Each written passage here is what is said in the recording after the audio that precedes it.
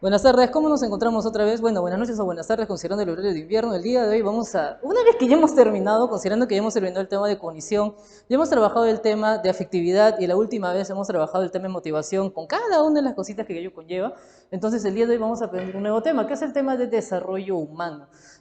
Profesor, nosotros en psicología llevamos desarrollo humano, por supuesto que sí, que es lo que se conocería como la psicología evolutiva, o el desarrollo de múltiples aspectos del ser humano, o sea, limitándonos quizás un poco más por lo socioafectivo, hablar un poco del desarrollo psicológico, hablar del desarrollo cognitivo, de cómo las personas adquieren sus aprendizajes y cómo estos permiten o cómo estos le permiten desenvolverse en un contexto específico. Y claro, hacer una mención también al desarrollo físico, que si bien es algo que venga, o sea, no es que no venga, viene de manera indirecta, sin embargo, pues siempre tenerlo en consideración, porque no podemos dejarlo de lado. Si nos vamos un poco por acá y vemos una definición del desarrollo humano, vamos a entenderlo como un proceso. El desarrollo es un proceso, no es algo que se da de la noche a la mañana. No es que yo ahora tengo, no sé, 20 años, no tengo 19 años y soy adolescente, mañana, pum, cumplo 20 y automáticamente soy adulto. Y mi fisionomía, mi estructura corporal, mi forma de pensar cambia automáticamente. No, para nada.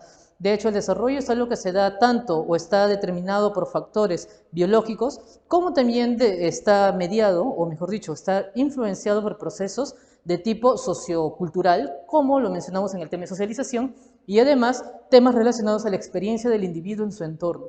Entonces, de ahí pues ese gran detalle de que es un proceso, ¿no? Es un conjunto de fases que definitivamente no está específicamente delimitado. Si bien nosotros utilizamos construcciones sociales para delimitar las diferentes etapas del desarrollo, tenemos que aislar determinados eventos respecto a la edad cronológica para poder entender un poco de cómo es este proceso evolutivo del ser humano. Decimos que es constante porque el desarrollo no se detiene. Continuo, también, acá miren, ahí está, perfecto, sin tilde. Continuo, porque se mantiene fluyendo a lo largo de todo el tiempo, bien, ahí está, el tiempo. Si bien el desarrollo humano implica un proceso de evolución que va desde menos complejidad a mayor complejidad hacia la adultez intermedia, que es el punto máximo de desarrollo cognitivo, psicosocial, pues luego aparece un proceso de involución, que es la ancianidad, la vejez o la adultez tardía, como lo hemos visto en muchas otras clasificaciones. Entonces, por eso ahí la característica de que sea un proceso continuo, es algo que no se detiene, es algo que está permanente o que se encuentra permanente en el ser humano. Además de ser irreversible, así es. Todos quisiéramos volver a ser niños y volver a tener la libertad, bueno, disque libertad que teníamos antes, pero definitivamente no podemos regresar en las etapas, así que tenemos que adaptarnos. Además, implica también un proceso de cambios o transformaciones. Bien, transformaciones estructurales, transformaciones funcionales en el cuerpo, así como en el funcionamiento cognitivo, en el funcionamiento emocional, en cuanto a aquellas, por ejemplo, ideas, aquellas percepciones, aquellos elementos cognitivos que nos permiten interpretar el mundo, que nos permiten actuar sobre él. Además, bien, cambios de tipo cualitativo y cuantitativo que vamos a ver a continuación y que se establecen en el individuo y son la base de otros posteriores. Eso es muy importante. Los cambios que nosotros adquirimos a lo largo de las diferentes etapas de desarrollo tienden a una progresión creciente, ¿de acuerdo? Si nosotros adquirimos el lenguaje, por ejemplo, hacia el año, en los primeros 10, 12, 14 meses, vamos adquiriendo el lenguaje al decir la primera palabra, no quiere decir que al pasar de esta etapa llamada infancia a la niñez, olvidamos el lenguaje totalmente y tenemos que volver a aprenderlo. Eso es totalmente incorrecto. Las características que nosotros desarrollamos en determinada etapa del desarrollo van a ser la base de nuevas transformaciones. Así como nosotros aprendemos a nombrar las cosas por su nombre, regla, pizarra, sujeto que se nos está hablando a la cámara, también vamos a utilizar eso para construirlo en oraciones, quizás sin necesidad de la presencia del objeto, como lo vimos con Piaget tal vez. Entonces, el enfoque que vamos a utilizar es el enfoque de ciclo vital, planteado por Paul P. Biles, ¿no? Que nos explica un poco, o ya de por sí menciona algunas de las características que ya se han comentado, ¿no? Que el proceso es algo constante, es algo continuo, es multidimensional, muy importante, es multidimensional. El desarrollo es un proceso, bien, es un proceso que va a estar relacionado a diferentes cambios que van a converger, ojo muy importante, van a converger en un mismo individuo. Y definitivamente los diferentes aspectos, los diferentes ámbitos del desarrollo van a permitir una complejización del ser humano. En este caso, ¿qué hablamos del desarrollo humano? Tipos de cambios, ¿no? Como les comentaba, había dos tipos de cambios en cuanto al desarrollo. los cambios de tipo cualitativos y cuantitativos. Estos son cambios mutuamente complementarios. O sea, no solamente hablar de desarrollo es hablar de cuánto crezco, de cuánta masa muscular, de cuánta masa o de cuánta grasa voy acumulando en el cuerpo a medida que voy creciendo, ni de cuánto diámetro o cuánta longitud tienen mis huesos para ir incrementando de talla. Hablar de desarrollo también implica hablar de la funcionalidad del organismo. Funcionalidad del sistema nervioso, funcionalidad de los órganos o las gónadas, ¿no? O los órganos sexuales, bien, o aquellas estructuras de tipo endocrino, bien, endocrino que van a permitir la secreción o la formación y maduración de las células sexuales. Entonces, todo tiene una razón de ser. Entonces, si hablamos de cambios cualitativos, vamos a hacer referencia a las variaciones funcionales o los atributos, bien, atributos de la persona. Por ejemplo, esta persona es más habladora, esta persona es menos habladora, esta persona es mucho más racional, esta persona es más impulsiva, esta persona, bien, procesa rápido la información, esta persona no procesa rápido la información, etc. Esta persona ha logrado la madurez sexual, en el caso de los adolescentes, ¿no? Cuando ya su cuerpo produce las células sexuales, como espermatozoides y los óvulos. Mientras que esta persona aún no logra producir dichas células. Entonces, a eso se refiere un cambio cualitativo. Algunos elementos son los componentes de la personalidad, los componentes afectivo, cognitivo y motivacional, como lo hemos visto previamente en las clases pasadas, y además podemos agregar ahí el procesamiento de la información, que es lo que va a permitir que nosotros captemos el mundo, lo procesemos y desarrollemos una respuesta hacia él. Por otro lado, también vamos a hablar de los cambios cuantitativos, ¿bien? Cuantitativos. ¿Y cuáles son los cambios cuantitativos? Son las variaciones medibles a través de magnitudes. Por ejemplo, la masa, el diámetro, el grosor, por ejemplo, hablar de los huesos, etcétera, ¿no? El área, el volumen, etcétera, etcétera, etcétera. La frecuencia también. Entonces, hablar de cambios cuantitativos es hablar, uno, y generalmente de lo estructural, pero también hablar de lo conductual. Por ejemplo, ¿cuántas palabras sabe un niño, sabe un niño en su primer año? Digamos, vamos a poner un número a priori, unas 100 palabras. ¿Cuántas palabras sabe un niño al llegar a los 3 años? Entonces hay un cambio cuantitativo significativo, de que el niño sepa 100 palabras a que sepa 3000 palabras. Entonces podemos contabilizarlo. Entonces vamos a ver que este número de palabras que el niño logra recordar o que sabe, que ha aprendido, va a constituir un cambio cuantitativo. ¿Qué más? No solo, como les digo, dimensiones corporales, como la altura, como la masa, ¿no? Que luego se convierte en el peso, entre otros, sino también los cambios conductuales. Y aquí nos referíamos con este último ejemplo de los aprendizajes que va adquiriendo el niño respecto a las palabras. Profe, un ejemplo de cambio cualitativo. Muy bien, ¿a qué edad el cerebro está en la capacidad para poder procesar mayor cantidad de información? Bien, no es definitivamente durante los primeros años de desarrollo, sino en aquellos en los que el cerebro ya ha terminado su maduración, que es un proceso biológico, ¿no? Pero ya está dispuesto el órgano para procesar mayor cantidad de información. Entonces vemos un poco la funcionalidad. Entonces, si nos vamos un poco más por acá, vamos a lograr divisar, por ejemplo, un detalle muy importante, que la edad cronológica solo es un referente. El enfoque del ciclo vital nos indica que, si bien hay determinadas etapas del desarrollo que se van a dar a determinadas edades cronológicas, no es un límite específico. No quiere decir que, como les iba comentando, una persona tiene 9 años y es su cumpleaños, cumple 10 años y automáticamente se convierte en un adolescente. No, no funciona de esa forma. Es un cambio progresivo, ¿bien? En el que se van adquiriendo diferentes capacidades, diferentes habilidades o diferentes funciones, en resumen, ¿no? Diferentes funciones. Solamente es un parámetro referencial. Ahora, hablar de las dimensiones o ámbitos del desarrollo. ¿Cuáles son estas dimensiones del desarrollo? Como le íbamos comentando, es el físico, cognitivo y psicosocial. El físico está relacionado con el crecimiento, por ejemplo, de los órganos, el crecimiento de las estructuras corporales, la motricidad, bien, que es el uso de las extremidades para el movimiento, o sea, del uso de aquellas estructuras corporales, las extremidades u otras, como el tronco, como el cuello, para el desplazamiento y para el movimiento, y la salud. Por otro lado, en el aspecto cognoscitivo, vamos a ver aspectos como el aprendizaje, muy importante, los procesos cognitivos y la creatividad, todo lo relacionado a los procesos cognitivos o también al procesamiento de la información. Y por último, el aspecto psicosocial. Este aspecto psicosocial va a estar relacionado con la afectividad, por ejemplo, la afectividad, las emociones y las motivaciones, la personalidad del individuo, también muy importante, y las relaciones sociales en su entorno. Profesor, quiero que me pueda decir algunas referencias de a qué autores puedo revisar o qué autores vamos a repasar en este tema de desarrollo.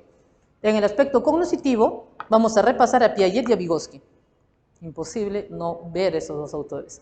Bien, así que, profe, no me gustó Piaget. Te tiene que gustar, te guste o no.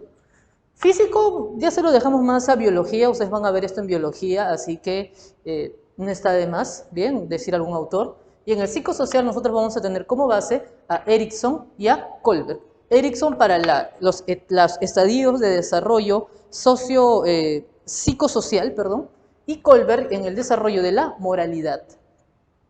Bien, algunos factores que influyen con el desarrollo. No olvidar algo antes de pasar a este extremo, que estos aspectos están influenciados uno por otro. El aspecto cognitivo puede influenciar en lo físico, por supuesto, como la exposición a determinados, por ejemplo, el tener determinados pensamientos puede desencadenar determinados estados emocionales y cómo estos estados emocionales pueden tener un impacto en la salud. Por ejemplo, cuando se desarrolla el estrés o la depresión. Entonces, acá vamos a ver cómo el aspecto físico de una persona, por ejemplo, su talla, sus facciones físicas, ¿de acuerdo? Son evaluadas, cognitivos, son evaluadas respecto a un prototipo de la persona bella o la persona no bella.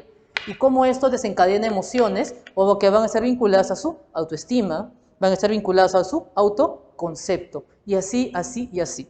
Bien, ahora, hablar de factores que influyen en el desarrollo. Vamos a mencionar 3 aspectos que influyen en el desarrollo. Uno de ellos es el factor biológico. La biología es inevitable. Nosotros concebimos al ser humano como un ser biopsicosocial. ¿Qué quiere decir un ser biopsicosocial? Que si bien tiene una estructura biológica, está compuesto por ciertas estructuras orgánicas y cumple un ciclo vital, también tiene un aspecto de desarrollo psicológico, ¿no? Que permite procesar la información, que permite interpretar la realidad y operar con ella. Y social, que está relacionado a las reacciones frente al entorno y la relación con este, y los elementos que hay en este. Partiendo del aspecto biológico, vamos a ver 3 elementos. La herencia, bien, el genotipo, que se va a expresar en el fenotipo, se ha dicho, bien, los genes, el genotipo, que va a estar relacionado no solamente a la estructura anatómica, a las facciones e incluso a los comportamientos básicos de una persona. También el factor congénito, que son aquellas influencias que van a influenciar, bien, o aquellos elementos que van a generar una influencia sobre el desarrollo durante el embarazo o la gestación. Bien, por ejemplo, la alimentación de la gestante. Por ejemplo, el consumo de ciertas sustancias, medicamentos o drogas durante la gestación. ¿Cómo esto afecta el desarrollo del neonato, ¿no? Del feto que se está creciendo? Y además el factor madurativo, que son cambios en el comportamiento o también en el funcionamiento corporal que se dan por naturaleza y que está ligado a los genes, como por ejemplo la primera menstruación, que es el inicio o mejor dicho, la apertura a la adolescencia o también a la capacidad reproductiva del sexo femenino. Bien, entonces estos son elementos madurativos, que si bien son cambios naturales, o sea que se dan por la propia naturaleza del ser humano, están ligados a los genes. Por otro lado, vamos a ver el aspecto sociocultural. Y para esto no vamos a ir muy lejos, porque aquí vamos a mencionar al aprendizaje, todo aquello que nosotros vamos a adquirir a través de la experiencia con nuestro entorno. Sean formas de pensar, sean valores, sean pautas de comportamiento, sean formas, creencias, etcétera, ¿no? Es decir, todo lo relacionado con el proceso socializador. Y finalmente, el componente biográfico o individual, que hace referencia a las experiencias individuales que cada uno de nosotros y el impacto que éstas tienen sobre nosotros a lo largo de toda nuestra vida. Por más que 2 personas vivan un mismo o una misma situación en determinado momento del tiempo, es casi seguro que cada uno o cada una de ellas o ellos van a interpretarlo de una forma totalmente diferente al de la persona de al lado. ¿Por qué? Porque van a estar influenciados por sus marcos o sus marcos conceptuales, qué es lo correcto, qué es lo incorrecto, esto está bien, esto está mal, me va a dañar, no me va a dañar, me causa placer, me causa displacer, etcétera, etcétera, etcétera. A eso le llamamos las experiencias individuales, como cada uno de nosotros vive una experiencia diferente durante todo nuestro ciclo vital. Entonces, si nos vamos un poco más acá, podemos mencionar, yendo quizás un poco por el aspecto biológico, los principios del desarrollo psicomotor. Bien, ¿y cuáles son esos aspectos del desarrollo psicomotor? El primer aspecto es el desarrollo céfalo-caudal. Profe, céfalo-caudal. Céfalo, como encéfalo, claro, como encéfalo. Céfalo, cabeza. Caudal. ¿A qué se refiere caudal? El tronco, así es. Entonces, el principio céfalo-caudal nos indica que el desarrollo más rápido a nivel organísmico va a ir desde el encéfalo.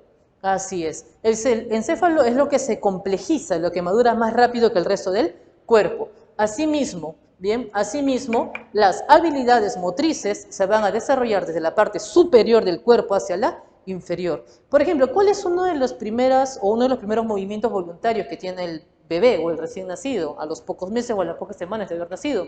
Girar el cuello. Entonces vemos cómo el desarrollo motriz va partiendo desde la cabeza. Luego de girar el cuello, ¿qué aprende? Quizás a girar el tronco para darse vuelta. Luego, ¿qué aprende? A extender las manos. Bien, vemos cómo el desarrollo se va de la parte superior a la parte inferior. Sin embargo, también, ya que está bastante clarito creo, ¿sí? Desde la parte superior a la inferior, hablamos también del principio próximo-distal. Próximo, cerca, distal, distante. Es decir, el crecimiento y desarrollo motriz de las extremidades, desde aquellas que están más próximas al cuerpo hacia aquellas que están más distantes. Siguiendo este principio, bien, vamos a ver que, al igual que en el ejemplo anterior, el desarrollo motriz va, por ejemplo, desde el cuello, está próximo al tronco. ¿Qué más? ¿Qué es lo que aprende a mover o a desplazar o a emplear primero el bebé? ¿Los dedos o las palmas? O incluso los brazos, quizás los brazos, porque su desplazamiento va a partir del gateo. Entonces no va a usar los dedos aún, va a utilizar más los brazos y antebrazos. Y también las piernas. Va a usar las piernas propiamente dicho. Quizás no, porque en el gateo no se emplean las piernas, se emplean los muslos, la cadera. Entonces, a medida que va complejizando su movimiento, va a empezar quizás a pararse, a caminar. Entonces ya hace uso de las articulaciones de los pies, de la rodilla, incluso tiene la noción del equilibrio. Y el estar equilibrados, el estar de pie, implica un complejo desarrollo psicomotor para poder adoptar múltiples posturas manteniendo el equilibrio. Entonces, como les comentaba, el desarrollo próximo-distal es de aquellas estructuras cercanas al tronco hacia los extremos, ¿no? Es decir, hacia lo distante al tronco, próximo-distal. Muy bien, hasta ahí estuvo el tema introductorio. Bastantes cosas muy puntuales que, bueno, necesitaban ser mencionadas de una forma u otra, porque, bueno, van a ser la base de aquello que nosotros vamos a tener que estudiar o comprender, más que estudiar, más que memorizar, comprender. ¿No? Quizás no es necesario que uno lo memorice a rajatabla, pero sí hay que tenerlo muy en consideración al momento de evaluar un aspecto del desarrollo. Cuando nosotros vayamos a enfrentar una pregunta de examen de admisión relacionada con el desarrollo, generalmente, ¿qué datos te van a dar? La experiencia me ha enseñado que generalmente cuando se evalúa una etapa del desarrollo en un examen de admisión, te dan la edad. Así es, te dan la edad. Pero al darte la edad, obviamente, que es un tip que siempre les doy a muchos de mis estudiantes, traten de ubicarlo en la etapa del desarrollo y qué cualidades va a tener esta persona. Es como, por ejemplo, hubo un tiempo, o si mal no me equivoco, en el 2018, vino una pregunta de Piaget, ¿dónde partía diciendo que había un experimento que se había aplicado a dos niños, uno de 7 años y otro de 4 años. Entonces, al darte la edad, en lo primero, ¿qué es lo que tú piensas? La etapa del desarrollo en la que se encuentra. Un niño de 7 años procesará la información igual de o tan compleja o más rápida que el niño de 4 años. Definitivamente, el niño de 7 años ha desarrollado más habilidades que el de 4 años.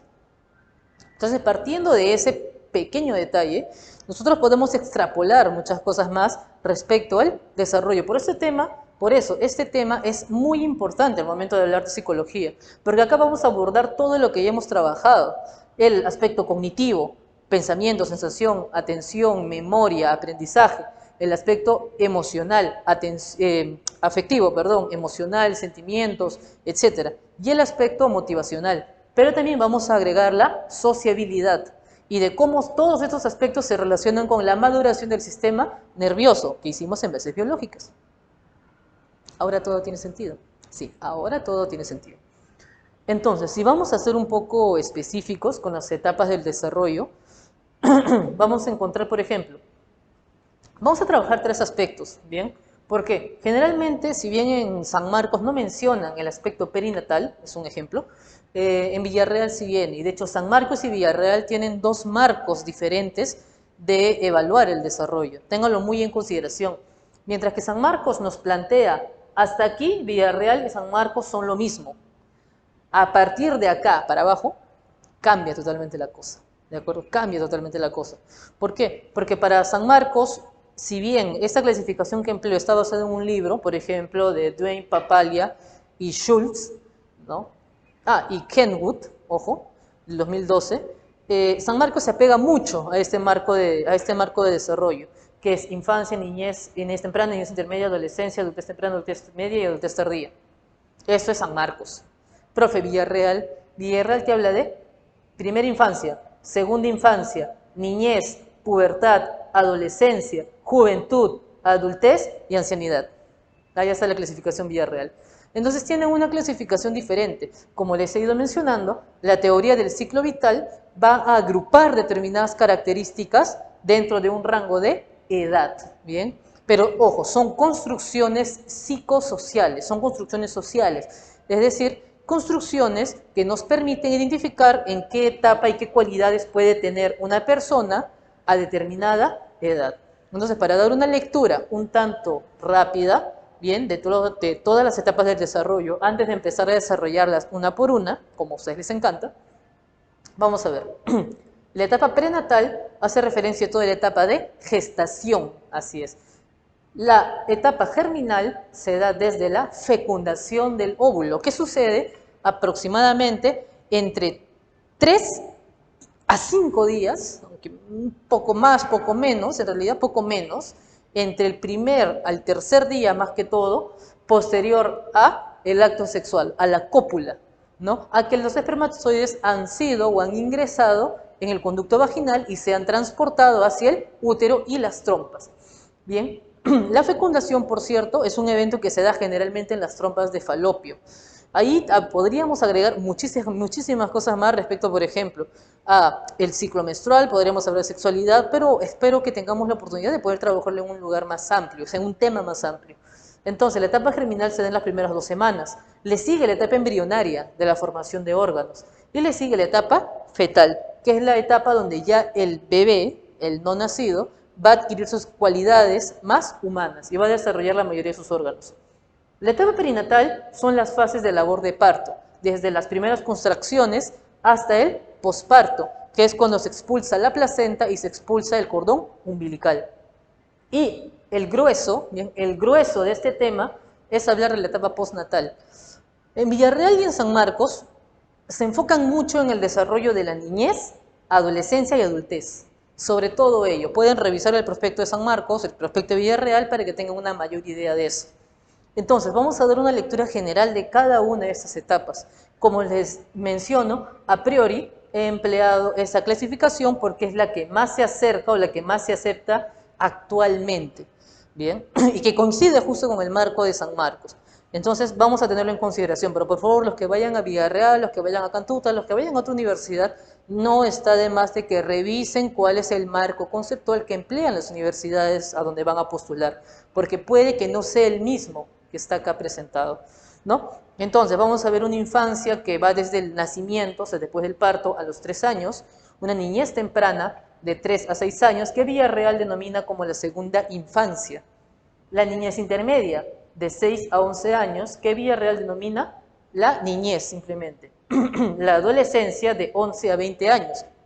que en este caso, vida real parte en dos etapas. Pubertad de 11 a 14 y adolescencia, propiamente dicho, de 15 a 20. Profesor, ¿y acá, pubertad dónde está? La pubertad para San Marcos está dentro de la adolescencia, es un proceso dentro de la adolescencia, mucho ojo con eso. La adultez temprana, que es de 20 a 40 para San Marcos, pero para Villarreal no está presentado como adultez temprana, está presentado como juventud. Y la juventud, de acuerdo a Villarreal, sucede o es una etapa que se da entre los 20, bien, desde los 20 hacia los 25 a 30 años. Muy en consideración eso, muy importante. Luego sigue la adultez media para San Marcos, de 40 a 65. Profe, para Villarreal simplemente será adultez, desde los 25 a 30 años hasta los 65. Y finalmente algo en lo que coinciden ambos es hablar de la adultez tardía, en caso de San Marcos, pero en el caso de Villarreal creo que se encuentra como senectud, ¿no? Senectud, la última etapa del desarrollo, a partir de los 65 años en adelante. Entonces, habiendo descrito estas y dando los puntos precisos ahí a tener en consideración, podemos empezar oficialmente a trabajar cada una de las etapas del desarrollo. Por ejemplo, si vemos un poquito por acá, bien, así, sí, por acá, no, sí, por acá, bien, vamos a ver el desarrollo prenatal. Claro, no lo vamos a ver muy ampliamente, bien, ¿por qué no lo vamos a ver muy ampliamente? No lo vamos a ver ampliamente porque es un aspecto más biológico. Sobre todo los primeros o las primeras fases de desarrollo no se enfocan mucho, ojo, no quiere decir que no, porque sí, pero no se enfocan mucho ni en lo psicológico, ni en lo psicosocial, ni en lo cognitivo, porque los sistemas que van a permitir estas manifestaciones, como la cognición, como el pensamiento, como la sensación, la percepción, como la afectividad, las emociones, no están totalmente desarrollados. Por eso las primeras etapas de desarrollo, hablando del desarrollo prenatal, van a ser casi exclusivamente biológicas. Por ello se resume de forma bastante efectiva en esas simples palabras. En la etapa prenatal, la primera fase es la fase germinal o la etapa germinal, que sea de la fecundación, recuerden, dentro de los siguientes 3 días, o sea, desde los 24 a 72 horas después de la cópula, hacia la segunda semana de gestación. ¿Cuáles son algunos eventos importantes durante la etapa germinal? Primero, la transformación del cigoto, que es la célula germinal, de la unión, o que es producto de la unión del óvulo con el espermatozoide, se forma el cigoto, que es una sola célula, y esta empieza a multiplicarse rápidamente, pasando de 1 a 2, de 2 a 4, de 4 a 8, de 8 a 16, 16 a 32, y así sucesivamente durante las siguientes horas. Bien, durante las primeras, si mal no me equivoco, 10 a 14 horas.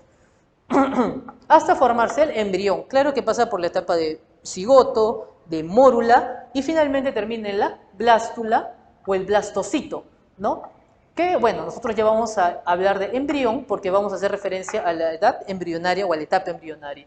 Como les iba comentando, las capas germinales van a ser 3, ¿bien? Lo importante de mencionar las capas germinales va a ser que del ectodermo, ¿bien? Bueno, las capas germinales van a ser 3 al final, creo que esa es la aclaración más específica.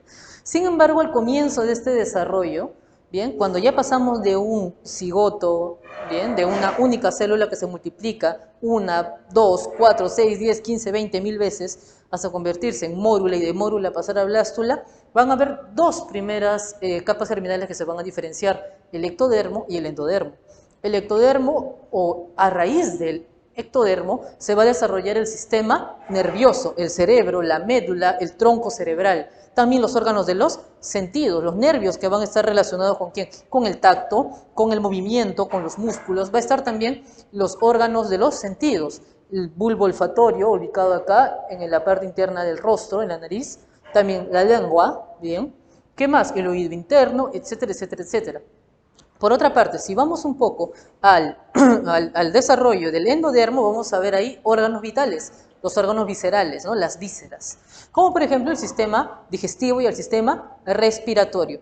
Y la tercera capa germinal en diferenciarse va a ser el mesodermo, y el mesodermo, o a partir del mesodermo, se van a formar, ¿qué cosa? El sistema circulatorio con un corazón totalmente funcional desde el momento de su, bueno, de su construcción, digamos, ¿no? Es decir, de su construcción. Por otra parte, también se va a desarrollar el sistema urinario, Bien, el sistema urinario, los huesos y los músculos. Finalmente se da la implantación entre el séptimo y el 10.º día, ¿de acuerdo? Se da la implantación en el útero. Sin embargo, durante estas primeras semanas de desarrollo ya se han ido formando también la placenta, se ha ido formando el saco amniótico y también se ha ido desarrollando el cordón umbilical, estructuras importantes de soporte vital para este nuevo individuo. Por otra parte, hablar de la etapa embrionaria es hablar desde la 3.ª y 8.ª semana de gestación y que se enfoca exclusivamente en la organogénesis, es decir, en la formación de los órganos vitales y sensoriales. ¿A partir de dónde? A partir de las capas germinales. También decimos que la organogénesis es aquella encargada de darle forma a nuestros órganos, de darle una estructura funcional a las diferentes partes del cuerpo. Ahí se van a formar la forma del corazón, el tamaño del corazón, se va a expresar los genes en resumen, ¿bien? En resumen se van a expresar los genes. ¿Cuántos brazos va a tener? ¿Cuántas piernas va a tener? Si va a tener cabello, si no va a tener cabello, si va a tener nariz, si va a tener un ojo, dos ojos, etcétera, etcétera, etcétera, etcétera. Eso se da durante la organogénesis. También la etapa embrionaria es el primer periodo crítico, profe, que es un periodo crítico, aunque en la actualidad se le conoce como un periodo sensible, si hablamos un poco de los humanos, que son aquellos periodos,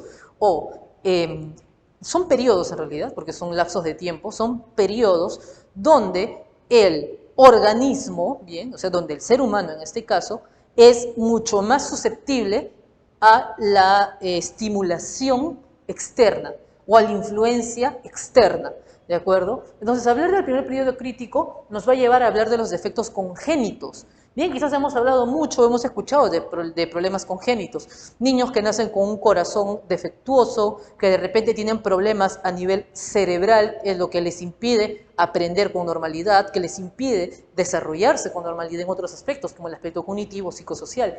Estos generalmente se forman en esta etapa, en la etapa embrionaria. ¿Y es por qué? Porque así como el embrión está desarrollando, está atravesando el proceso de organogénesis, formando los diferentes órganos como el corazón, órganos como el estómago, como el hígado, como el cerebro o el sistema nervioso. El consumo de ciertas sustancias, drogas legales o ilegales, legales como el alcohol, como el tabaco, por ejemplo, están relacionadas con los déficits cognitivos en los bebés. Una mujer que consume o abusa, o más que consumir, abusa del alcohol durante esta etapa, generalmente da a hijos o a niños que no forman adecuadamente el sistema nervioso o el encéfalo. Por lo tanto, ese niño, a medida que va creciendo, va a tener dificultades en el aprendizaje, va a tener dificultades a nivel estructural del cerebro. Y es algo que se ha desarrollado o que se ha iniciado en esta etapa, que son los defectos congénitos o de el nacimiento o de la gestación. Todo lo que tenga que ver con la palabra congénito está relacionado a las influencias durante el embarazo. Finalmente vamos a hablar de la etapa fetal.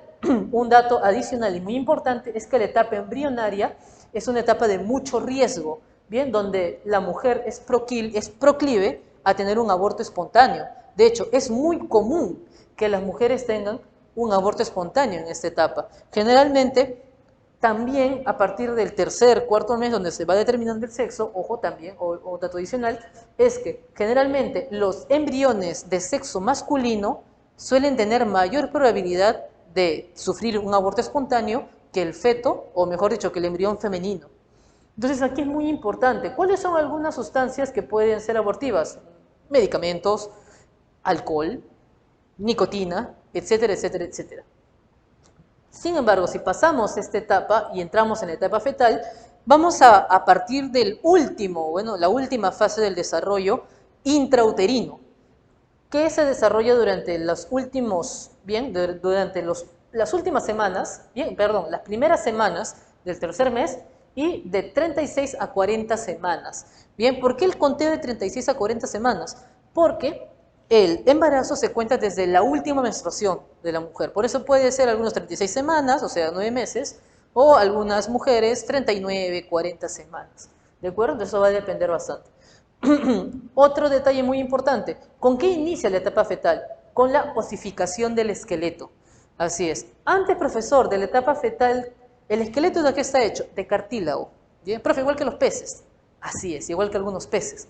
¿Por qué? Porque es parte de nuestro pasado evolutivo. De hecho, en la etapa embrionaria, los fetos, o mejor dicho, los embriones de los peces, de los insectos, de mamíferos inferiores como el gato, como el perro, de los reptiles y de los humanos, son totalmente indiferenciados. Bien, son totalmente indiferenciados. Eso quiere decir de que tienen el mismo desarrollo. Incluso en esta etapa, el ser humano o el feto humano aún tiene cola, aún no se reabsorbe dicha estructura, vestigial se ha dicho. ¿Qué más? El crecimiento y maduración de los órganos. En esta etapa ya no hay una formación. La formación ya se dio. Si acá se formó mal la estructura, se codificó mal las diferentes partes del cuerpo, aquí solamente va a continuar con su crecimiento y su maduración. Además, se van a habilitar también los sistemas sensoriales, motores y el aprendizaje. De aquí la cuestión de cuándo es que se da el dolor del feto, que es aproximadamente hacia el tercer mes de desarrollo, en los cuales el embrión, el feto, empieza a sentir dolor. Antes, profesor, antes no siente dolor. ¿Por qué? Porque los órganos sensoriales que permiten la percepción del dolor no están desarrollados. Por otra parte, así como va desarrollando las primeras funciones básicas, obviamente, también se dan los primeros signos de personalidad, aproximadamente hacia el quinto mes de desarrollo. Y también ya empieza a haber interacción con la madre, reconoce la voz materna y reacciona ante los diferentes estímulos de su entorno. Por otra parte, una vez, y ojo, que no necesariamente los bebés nacen a los 36 meses. Nosotros sabemos que los bebés pueden nacer a las 28 semanas, 29 semanas, 7 mesinos, 8 mesinos o incluso 6 mesinos, pero su índice de supervivencia va a estar muy ligado a los cuidados médicos que se den en el momento del nacimiento. Ahora, hablar de la etapa perinatal, una vez terminada la gestación, es hablar de dos tipos de nacimiento, el parto natural y el parto por cesárea. Claro que cada uno tiene sus características y depende de una decisión médica el poder asumir alguno de estos procedimientos, sobre todo en el tema de la cesárea. Hablar de la primera etapa perinatal o de la primera etapa de labor de parto es hablar de la dilatación o de la contracción. Se fue Valentina, creo, te aviso. Ya, de la dilatación o de las primeras contracciones que se van a realizar, bien, que se van a realizar progresivamente. Van a empezar como contracciones muy leves hasta ser mucho más fuertes. También es en la primera etapa de labor donde se da la ruptura del estoco amniótico, lo que se conoce comúnmente como romper la fuente, bien, dispersando el líquido amniótico a través de fuera de la mujer, es decir, sale a través de la cavidad uterina y sale por la vagina, así es. Bien, esa es la primera etapa que se llama etapa contractiva o etapa de dilatación de la cervix. Generalmente la cervix puede tener hasta 10 centímetros de diámetro. Bien, entonces es un diámetro suficiente como para que el bebé pueda salir. Por otra parte tenemos la segunda etapa o la etapa expulsiva, donde el bebé sale a través del canal vaginal, sale del útero, bien, y es expulsado a través del canal vaginal, en el caso de un parto natural o un parto ¿cómo se dice esto? Eutóxico, ahí está, parto eutóxico. Muy bien. Y tercera parte, bien, o la tercera labor de parto, la tercera etapa de labor de parto, es el posparto, donde una vez que ha sido expulsado el bebé, una vez que ya se han hecho las primeras evaluaciones de ese con la escala Apgar, se da lo que es la limpieza posterior al parto, es decir, cuando la madre expulsa a través de la vagina la placenta, que es la madre nutricia, y el cordón umbilical, además de los rastros del saco amniótico. Este es el posparto. Las primeras etapas del desarrollo humano después del nacimiento se van a reflejar aquí, en la infancia, ¿bien? Que va desde el nacimiento, desde el alumbramiento hasta los primeros 3 años de vida y que va a ser una etapa de un rápido desarrollo en los diferentes aspectos, en los diferentes ámbitos del ser humano. Hay una subetapa que tenemos que tener muy en consideración, sobre todo Villarreal, que ha venido en los exámenes de Villarreal, la etapa neonatal. Espero que en San Marcos también lo mencionan, pero lo mencionan con una menor importancia. Así que vamos a mencionarlo rápidamente. La etapa neonatal se da durante el primer mes de desarrollo posterior al nacimiento, o los primeros 28 días, y que se caracteriza primero por un predominio reflejo. La conducta motriz es refleja, no es voluntaria.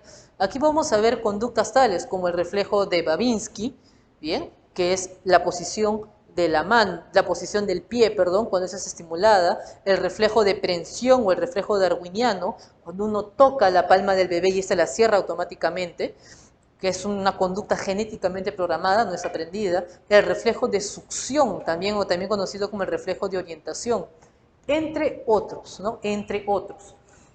Además, hay una dependencia absoluta de los adultos. Bien, el bebé, si es que no recibe cuidados durante esta primera etapa, generalmente tiende a morir. Por eso acá decimos que hay una dependencia total, no solo biológica, sino también una dependencia afectiva de los adultos. Además de que se da la formación del apego, o sea, la primera figura de apego, importante. Profe, ¿y qué es el apego? El apego en el niño es diferente en el adulto, el apego en el adulto es totalmente diferente. En el niño, el apego es una relación simbiótica con el cuidador. ¿Bien? ¿Por qué digo simbiótica? Porque a través de esa relación que establece el recién nacido con su cuidador o cuidadora, que no necesariamente son los padres biológicos, se ha dicho esto que es muy importante, el apego no se da de hijos a padres biológicos, sino a cuidadores. Cuidadores. Puede ser que el cuidador o la cuidadora sea el padre biológico o la madre biológica, pero puede ser que la figura de apego sea la abuela, sea la madre adoptiva, sea el personal de salud, sea cual sea la condición en la que se dé esa relación. ¿Bien? ¿Y para qué sirve el apego? Bien, el apego va a permitir que aquella figura con la que se vincula el bebé satisfaga las relaciones, bien, o logre satisfacer las relaciones del recién nacido, en tanto a alimentación, cuidados y también en cuanto a la afectividad. Y además, el bebé responde a ese vínculo de apego. Es una relación bidireccional, en otras palabras. Entonces, una vez pasada esta primera etapa, podemos enfocarnos en algunos otros aspectos del desarrollo infantil. Bien, aquí le llamamos infancia, desarrollo infantil, del nacimiento a los 3 años. Profe, ¿cuándo un bebé se convierte en niño? Aproximadamente al año de nacimiento. Profe, pero mi mamá me sigue diciendo bebé y yo tengo como 15 años. No, tú ya no eres bebé, ¿entiendes? Tú dejaste de ser bebé cuando cumpliste 1 año. Ya no eres bebé, lo siento.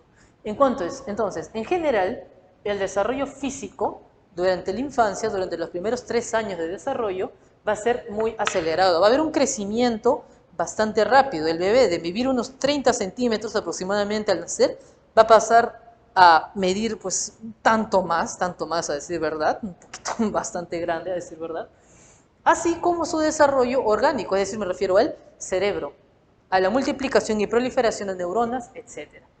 Asimismo, bien, acá lo podemos ver, las estructuras cerebrales se van complejizando, bien, va habiendo mayor desarrollo de sinapsis neuronales, además de que se dan podas neuronales. Y además hay un desarrollo motor acelerado también. ¿A qué edad se dicen las primeras palabras? Aproximadamente al año se dicen las primeras palabras, igual que los primeros pasos. Los primeros pasos serán dados hacia los 11 meses y medio aproximadamente. Mientras que las primeras palabras aparecen entre los 10 y 14 meses de desarrollo, en promedio al año. Entonces, no solamente eso, sino que en esos 3 años pasa de tener un desplazamiento de gateo a pararse solo, a dar sus primeros pasos, a caminar, correr y saltar. O sea, es un desarrollo motor bastante complejo. Incluso en la motricidad fina vamos a encontrar de que el niño va a lograr incluso pararse en un pie, va a lograr, por ejemplo, hacer pinza, va a lograr tomar objetos, va a lograr articular la mano lo suficientemente bien como para poder maniobrar con objetos pequeños. Entonces es un desarrollo motor bastante acelerado. Por otra parte, si vemos el aspecto cognitivo, bien, vamos a ver que hay una gran capacidad para el aprendizaje. Procesos como la memoria, la sensación y la percepción se están desarrollando rápidamente. ¿Por qué? Precisamente porque esta primera etapa de desarrollo es una etapa vital para la estimulación sensorial y porque la supervivencia, en el caso biológico, del niño va a depender mucho de la exploración de su entorno. Generalmente el destete se da a los 6 meses, en promedio. Claro que hay familias que por diferentes factores, diferentes motivos, prolongan la etapa de lactancia al año, a los 2 años, o quizás 3 o hasta 5 años en algunos casos. Sin embargo, el destete por lo general ocurre de los 6 meses en adelante. ¿Y esto qué implica? De que el bebé a veces tiene la necesidad, o en general tiene la necesidad de explorar su entorno, aperturarse para poder satisfacer sus necesidades. Por eso, entrando en el estadio sensorio-motor, que va desde el nacimiento hasta los primeros 2 años, vamos a ver que este va a conocer el mundo interactuando con él. ¿Cuáles son los 2 sentidos que están más desarrollados al momento del nacimiento? Evidentemente, el olfato. El olfato y el gusto son los 2 sentidos más desarrollados. El último sentido en estar desarrollado es la vista. Bien, además, ojo, además, él suele generalmente conocer el mundo tocándolo y lamiéndolo o llevándolo a la boca. Por otra parte, se forman los primeros esquemas. Bien, recordemos que los esquemas son estructuras que organizan las formas de pensar, sentir y actuar. También al reconocer las cosas, que el niño sepa, ¿no? Que el niño, ya estamos hablando de 1 año, un poco más, que el niño sepa, esto no lo toco porque esto causa dolor. Ya hablamos de un esquema. Esto, ¿cómo hago que mi peluche suene? Tengo que presionarlo. Ahí hay un esquema sensoriomotriz. Y por otro, se logra la permanencia del objeto hacia el 1 año y medio, en el cual el niño ya logra retener símbolos sin necesidad de la presencia de los objetos. Por otra parte, entrando en el primer año del estadio preoperatorio, vamos a ver a la función simbólica, que deriva de la permanencia del objeto, y es la capacidad para poder tener una noción, una idea de los objetos sin necesidad de verlos. Y lo vamos a poder evidenciar en la imitación diferida y también en el juego simbólico. Finalmente, hablar del desarrollo psicosocial del niño es referirnos a su capacidad de la autoconciencia, el desarrollo de su identidad, bien, el darnos cuenta de las cosas, que el niño sea capaz de darse cuenta de sus actos. Además, como les digo, de la construcción de su identidad. ¿Cómo evidenciamos los primeros rastros de esa identidad? Al asumir su nombre. ¿Cómo te llamas? Jimenita. ¿Cómo te llamas? Marito. ¿Cómo te llamas? Cecitar. No sé, ¿cómo te llamas? Etcétera, ¿no? Entonces, ahí está, autoconciencia que va también a abrir a la identidad del niño. Además que hay un interés progresivo, hay un interés gradualmente más abierto hacia otras personas. Durante las primeras etapas del desarrollo infantil, que son los primeros meses, el primer año, el niño no se desapega de la figura de apego, valga la redundancia, ¿bien? No tiene esa facilidad para poder buscar interactuar con otras personas. Por el contrario, el estar lejos de la persona de apego, el estar con gente extraña, lo atemoriza, le causa pavor. Entonces, a medida que éste va creciendo, su interés por interactuar con otras personas, sean del núcleo familiar, sean personas cercanas al lugar donde éste se encuentra, va a ir en incremento. Finalmente tenemos los 2 conflictos ericksonianos que se van a desarrollar en esta etapa. El primer conflicto, de confianza versus desconfianza, que se da en los primeros año y medio aproximadamente, y que está relacionado con cómo el niño percibe su entorno. Si éste considera que es lo suficientemente seguro para poder descubrirlo, o por el contrario, si va a necesitar o va a tener una dependencia en la figura de apego para no interactuar con él. Generalmente este conflicto de confianza versus desconfianza básico se resuelve a través del vínculo de apego, permitiendo de que el niño busque interactuar con su entorno. Por otra parte, también se da el conflicto de autonomía versus vergüenza o duda, aproximadamente y acercándonos a los 2 años o al 1 año y medio y los 3 años, donde el niño deja de lado las conductas reflejas y empieza a operar el mundo por voluntad propia. Ya no interactúa con el mundo porque estuvo ahí andando y entonces sintió, no sé, tocó algo y este sonó y reflejamente interactúa con él. No, sino que ahora hablamos de ¿qué? De la intencionalidad, pero tanto de intencionalidad no, sino que hablamos de la conducta con una meta. Bien, ¿por qué el niño va hacia ese lugar? ¿No? Va hacia ese lugar porque ahí se encuentra su juguete, porque él ya concibe que ahí están sus juguetes. Entonces, hablar de la autonomía versus la vergüenza o duda es ver cómo el niño empieza a planificar o establecer metas para su comportamiento.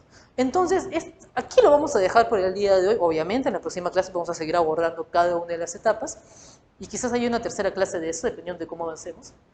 Pero bueno, espero que haya quedado todo bien comprendido y nos vemos la próxima oportunidad. Muy buenas noches con todos y todas.